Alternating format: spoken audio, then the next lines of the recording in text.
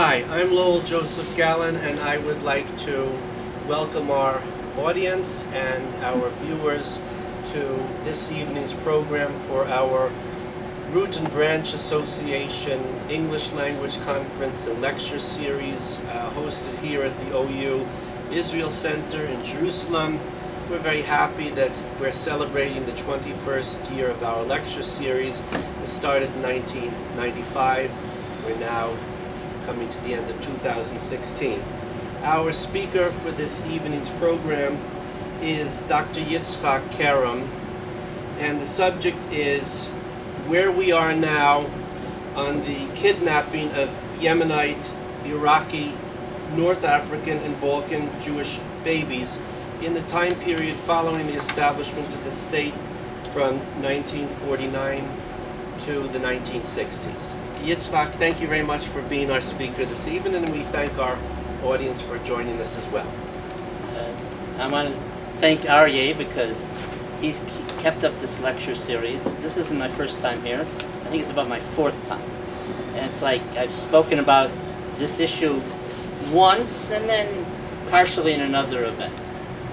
I'm an Ashkenazi American, but I'm a historian on the Sfaradim for 40 years already. When I grew up in Habunim in America, I didn't know about Yemenite kids being kidnapped.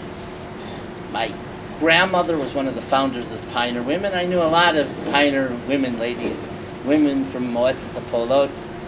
They were in the labor movement. I didn't think that they were particularly doctrinaire. I didn't think that they were into pulling off shenanigans and all sorts of stuff. Ordinarily, I wouldn't have thought of such a topic because I already had a reputation at the beginning of my academic career of being a serious researcher, finding Nazis in all sorts of places in the world. So I got a request from the American Yemenite Federation, meaning the Association of Yemenite Jews in Israel, in America. They left Israel or Eretz Israel in World War I, and they're mostly in New York, and they wanted me to research this. And they hired me for 3 years to research this. At first, of course, I was like, what? Yemenites were kidnapped? What? All right, but since then, I'm very into it. And I'm passionate about things that I deal with, but I'm also passionate about fighting injustices. And that this is the issue. So, there are facts here, there are allegations, but there are definite trends, and we've gotten to the point where Israeli society has admitted there's a serious problem and that this occurred. I mean, the historically, the beginning was in 1949 in the Mabarot, primarily in the Mabarav in Shemer, which is near Hadera, and Rosh Ayin, which became a very large Yemenite settlement. But it was all over the country, and it started before. Even kids were already kidnapped in Machane Chashad, which was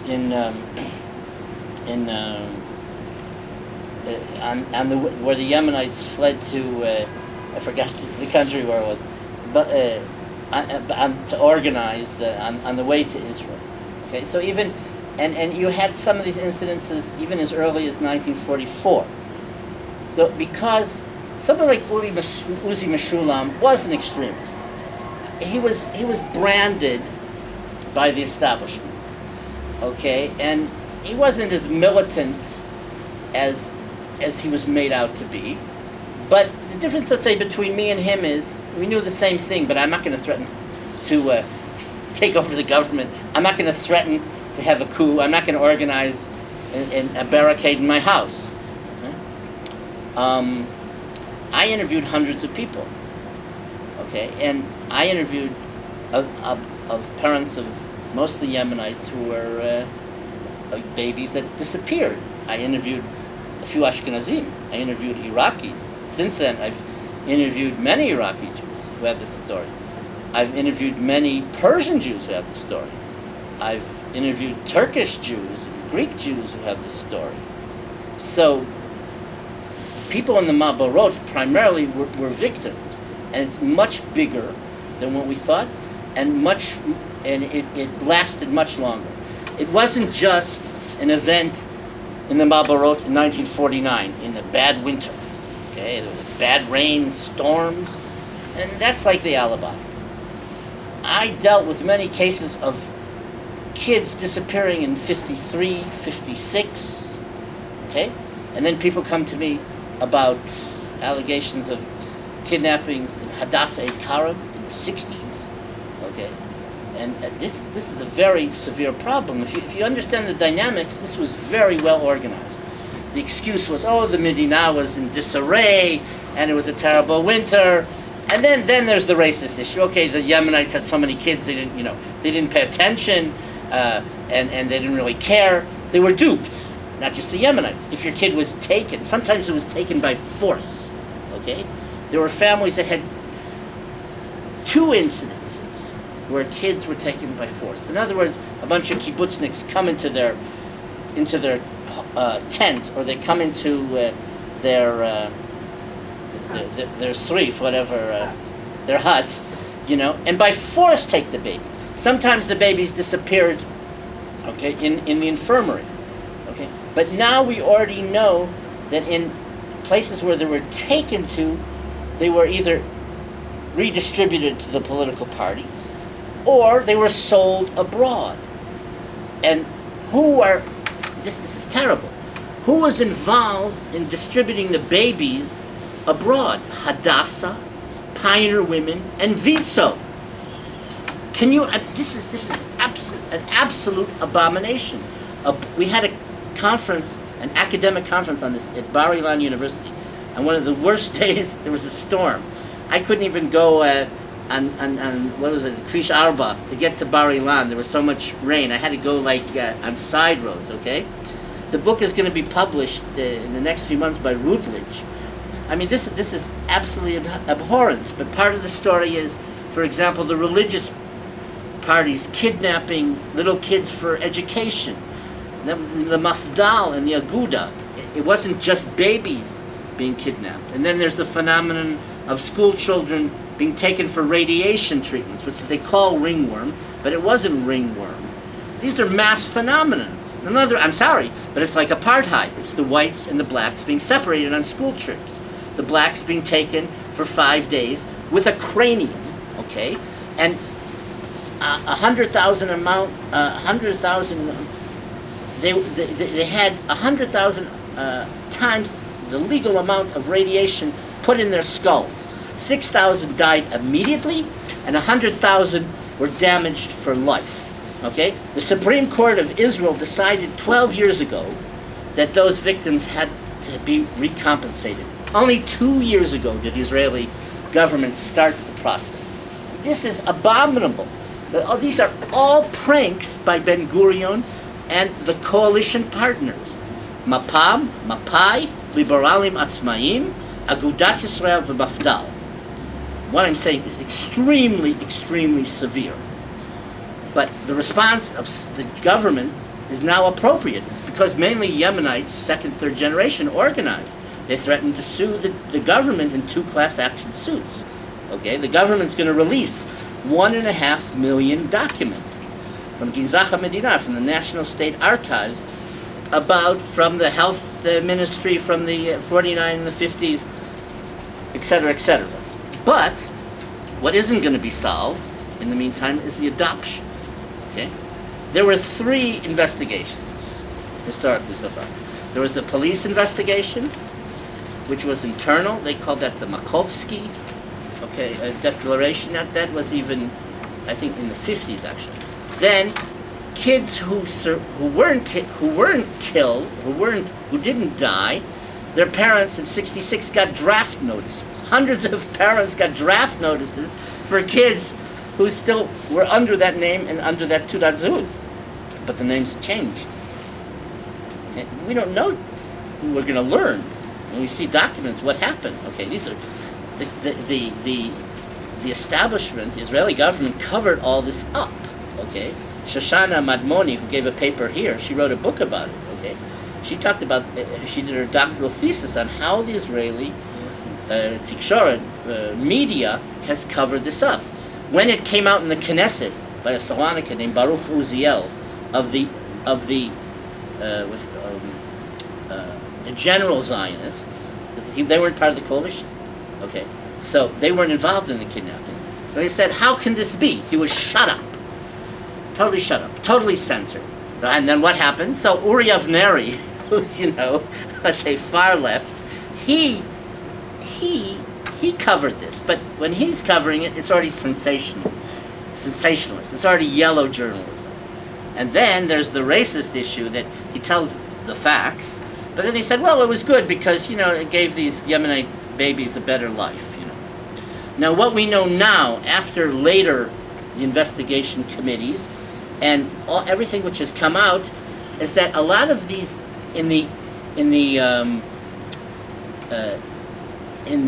files, how do you say the magar of Misrad Pnim, of the database of the census database of the Interior Ministry, a lot of these babies are listed as leaving the country in around 63, which can't be. If they were sold, given for adoption, sent abroad, that was in 49, in the 50s. Even if there were kidnappings in the early 60s, it wasn't a mass phenomenon. It's like this is all a cover-up. So, of the illegal adoptions, after the second public commission, which was the first was the Shalgi Commission, which was looked as very token. Okay, they wouldn't even let a lot of the parents and people connected testify. So in the Kedmi investigation, that's where you had all sorts of weird things which came out, where a nurse testified and a driver testified that he took kids that were kidnapped to Avitzo centers, etc., and then they were sent for adoption, or he took them all the way to Tzfat, and then they were adopted. So after the Kedmi Commission, the Israeli government, post factum, legalized all those illegal adoptions. So those adoptions in the 50s, no matter how many kids there were, whether there were 800 or 10,000, all that was illegal. So now, both sides can't talk. The children aren't going to talk because they know. Well, some would know, but they're going to incriminate their parents. Okay, it became a public subject already. Since '66, it became a public subject. So when in the '80s, it was a public subject. And then the parents are criminals. They adopted those kids illegal. Of course, there was a whole network. That's an issue which we really don't know. We only know the fragments of it. But the parents are guilty. So no kid is going to talk. Kids are dying. Okay, a kid will be 67 years old. Okay, the parents aren't living anymore. Okay, but no one is going to really come out. Now, if you remember, there were some cases. But it's kind of sad. Like there was a family, a Yemenite family from Moshav Ora, who swore, this adult who was adopted, that's my kid. But there were 4 of them like that. In other words, it wasn't objective. It was subjective. And then they had DNA testing, and DNA testing was in very primitive stages, and it was like no, none of them matched the DNA of the parents. Today, I'm sure with DNA, there would be a much more acute analysis, but the parents aren't around anymore. I mean, maybe if you dug up their bones, maybe you could find something, and the children won't talk. But you have the relatives who are talking now, okay? It pains them very much. But this encompasses the whole Israeli society, okay? Of people who were here in the 50s and the 60s. And it's like, so it's a subject just we can't talk about it. It's too taboo. So you say, why all these years did Likud, why did they shut up about this? Why didn't they make an issue? That would be a great issue. Begin could have really rammed Ben-Gurion. He really could have got back at Ben-Gurion about Altalena and about the kidnapping and how, Begin could have said, I gave the Mizrahim a place in Israeli politics. Look at all the mayors. He could have said, no, but he kept a secret. And because of all this, because Cherut voters were parents who also, from the Holocaust, didn't have kids, and were illegal adopters. Okay? So it's not just people from the labor movement, or people connected to those parties, but the rationale is even heinous. It's like, you get a kidnapped baby, the parties involved in kidnapping the babies to create party members for the future who will be devoted for their lives. Okay? We cannot, for us coming from the West, thinking that the Jews are always the good moral guys, we cannot envision such a thing. Okay? And if you live through this, if your family, if you were a victim or a relative, okay, it's like you're really on edge. Okay?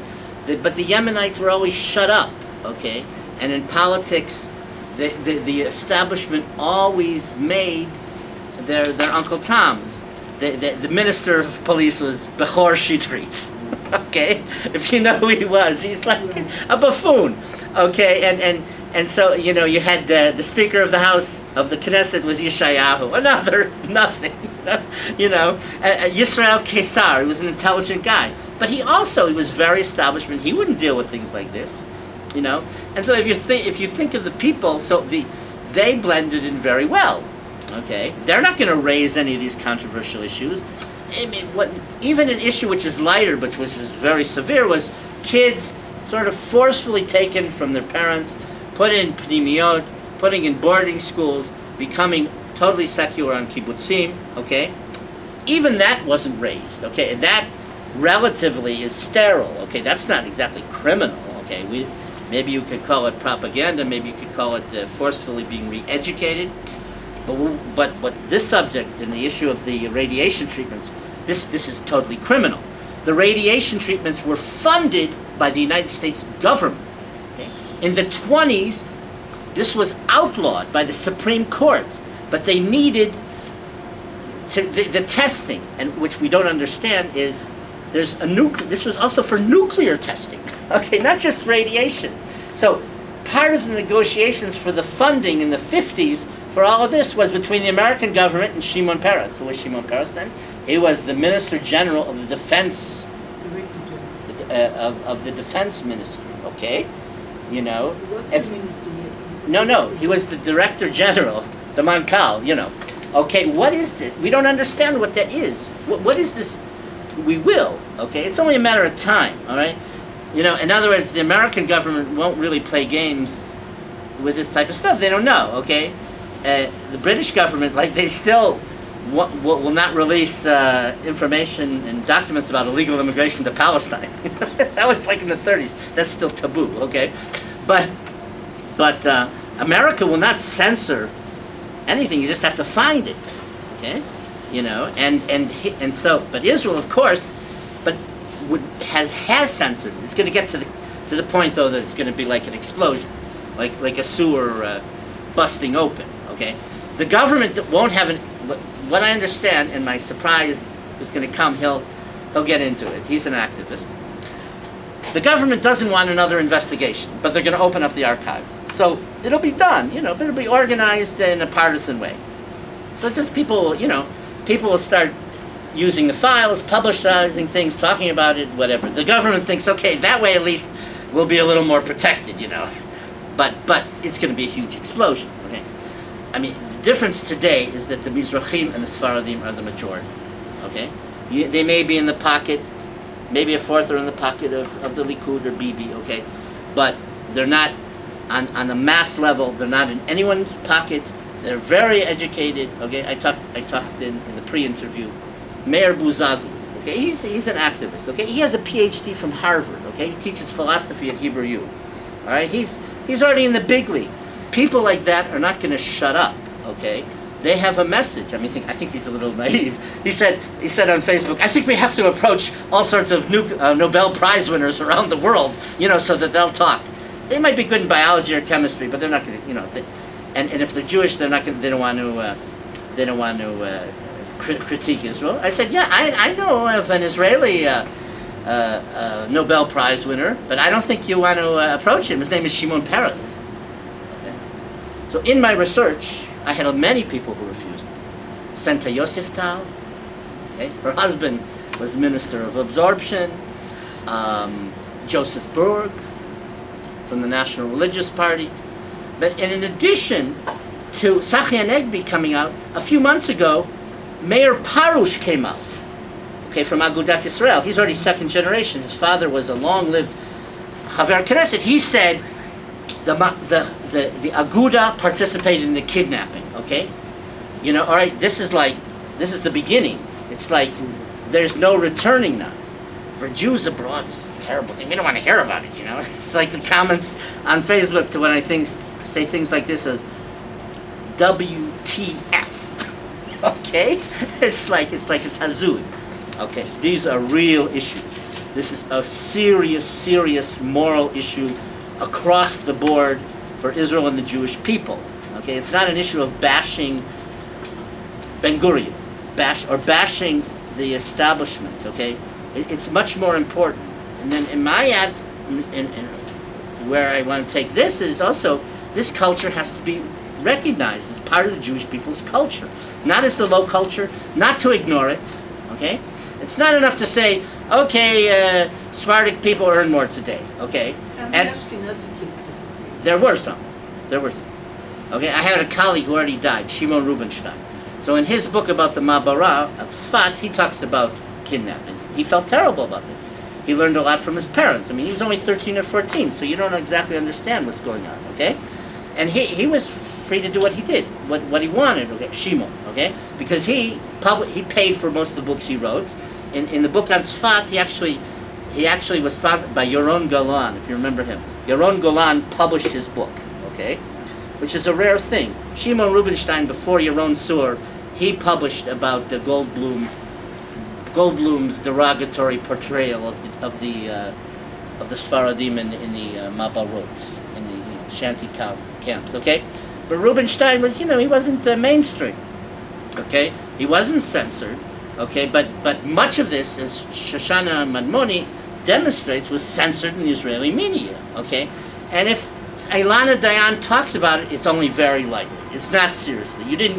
You won't hear Ilana Dayan giving a serious portrayal, and you won't see London bringing me on TV. My good friend here, Rafi Shubeli, he's been on TV a little bit, okay? He's looked at as being kind of sharp, kind of harif, okay? But this is the real message. In other words, it's all of us. It's Rafi, me, Aryeh, all of us continuing this because we're not letting this go, okay? I've been doing this since '85. This is part of my life every day, along with the Jews sponsoring forced prostitution since 1870 all throughout the world, and the Sfaradim not getting reparations in the Holocaust, and the organizations in New York not stealing most of the money from reparations, okay? This isn't going to go away. As long as I'm living and others, we're not going to submit to subtlety, okay? Obviously you can't just say anything, but what we're talking about, we know from it's sound, information, okay? I interviewed maybe 8,000, 10,000 Sephardic Holocaust survivors in over 70 countries in 15 languages, okay? The Yemenite stories, to me, it's like similar thing. You can call someone on a bluff, but if you hear this hundreds of times, okay, and it's the same pattern, the same cover-up, the same trickery, something happened, okay? And so the issue is, what was the trickery? Not just the kidnapping. What was the cover-up for supposedly deaths, which weren't deaths? And how the adoption, who were sold, and how many kids were illegally adopted, and until when it went, okay? This is extremely severe, all right? We have Hadassah and Kerem on the line until 1973. Any American Jew would realize Hadassah and Kerem participating in this fiasco, not just one doctor or some nurse just kidnapping one kid, but massively, the Jews have a serious moral